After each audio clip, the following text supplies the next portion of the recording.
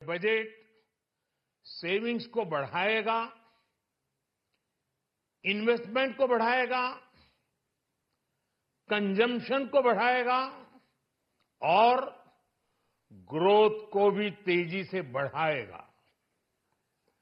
मैं वित्त मंत्री निर्मला सीतारमण जी और उनकी पूरी टीम को इस जनता जनार्दन का बजट, पीपल्स का बजट, इसके लिए बहुत बहुत बधाई देता हूं।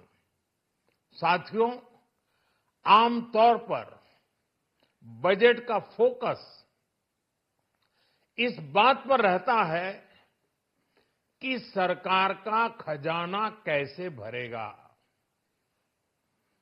लेकिन ये बजट उससे बिल्कुल उल्टा है।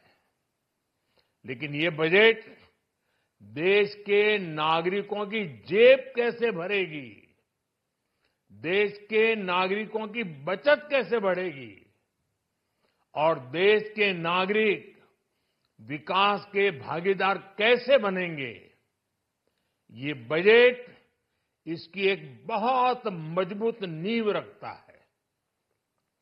साथियों, इस बजट में रिफॉर्म की दिशा में महत्वपूर्ण कदम उठाए गए हैं। न्यूक्लियर एनर्जी में प्राइवेट सेक्टर को बढ़ावा देने का निर्णय बहुत ही ऐतिहासिक है।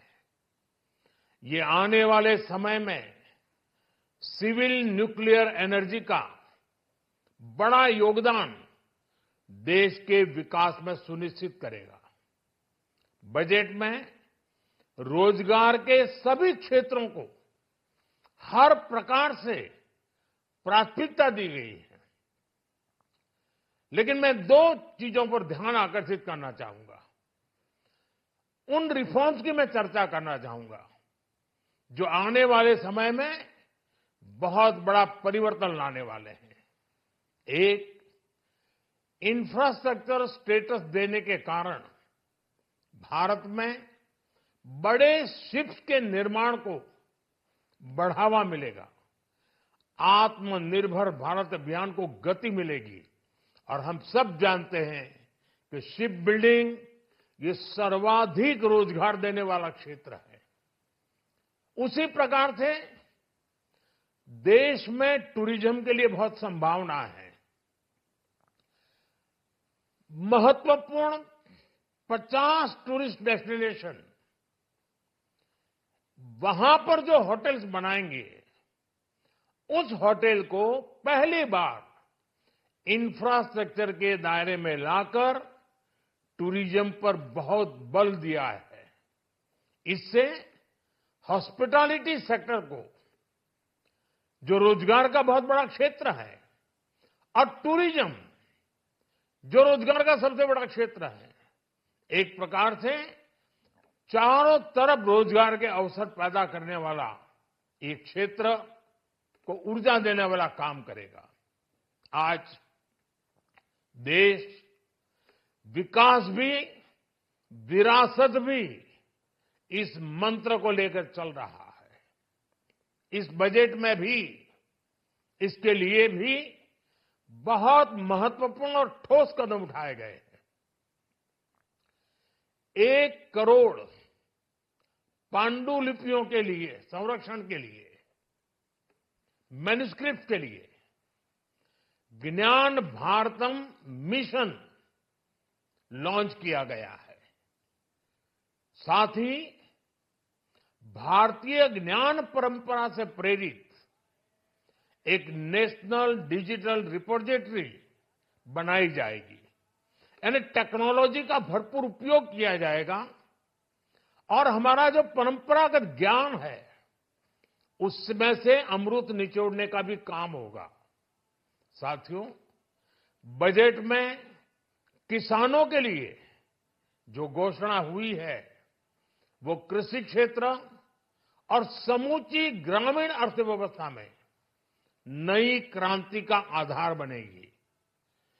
पीएम धन धान्य कृषि योजना के तहत 100 जिलों में सिंचाई और इंफ्रास्ट्रक्चर का डेवलपमेंट होगा।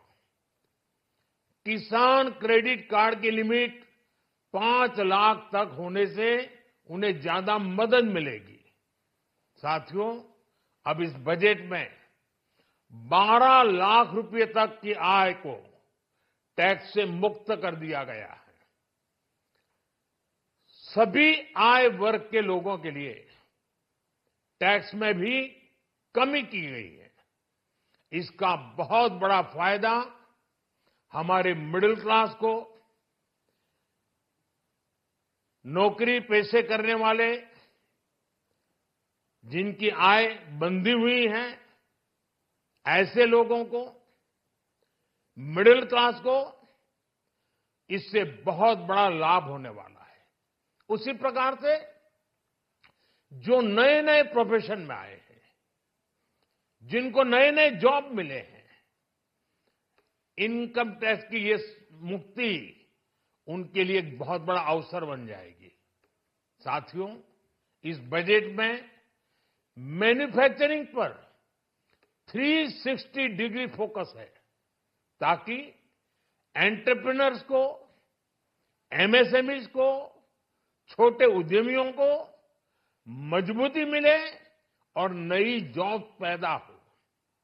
नेशनल मैन्युफैक्चरिंग मिशन से लेकर clean tech, leather, footwear, toy industry जैसे अनेक सेक्टर्स को विशेष समर्थन दिया गया है।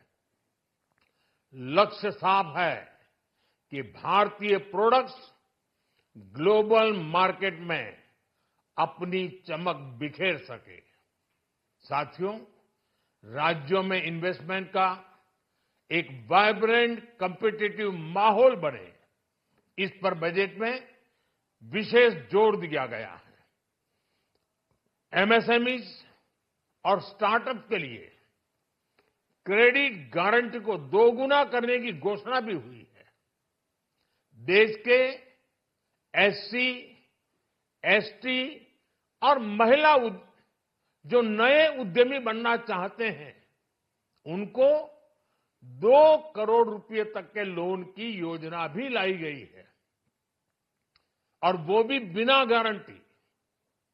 इस बजट में न्यू एज इकोनॉमी को ध्यान में रखते हुए गीग वर्कर्स के लिए बहुत बड़ी घोषणा की गई है। पहली बार गीग वर्कर्स का ई श्रम पोर्टल पर रजिस्ट्रेशन किया जाएगा। इसके बाद इन साथियों को स्वास्थ्य सेवा और दूसरी सोशल सिक्योरिटी स्कीम्स का लाभ मिलेगा। ये डिग्निटी ऑफ लेबर, इसके प्रति, श्रम एव जयते के प्रति सरकार के कमिटमेंट को दर्शाता है। रेगुलेटरी रिफॉर्म से लेकर फाइनेंशियल रिफॉर्म्स, जन विश्वास 2.0 जैसे कदमों से मिनिमम गवर्नमेंट और ट्रस्ट बेस्ड गवर्नेंस के हमारे कमिटमेंट को और बल मिलेगा। साथियों, ये बजट न केवल देश की वर्तमान आवश्यकताओं को ध्यान में रखता है, बल्कि हमें भविष्य की तैयारी करने में भी मदद करता है। स्टार्टअप के लिए deep tech fund, geospatial mission और न्यूक्लियर एनर्जी मिशन ऐसे ही महत्वपूर्ण कदम है। मैं सभी देशवासियों को एक बार फिर इस ऐतिहासिक पीपल्स बजट की बधाई देता हूं, और फिर एक बार वित्त मंत्री जी को भी बहुत बहुत बधाई देता हूं। बहुत बहुत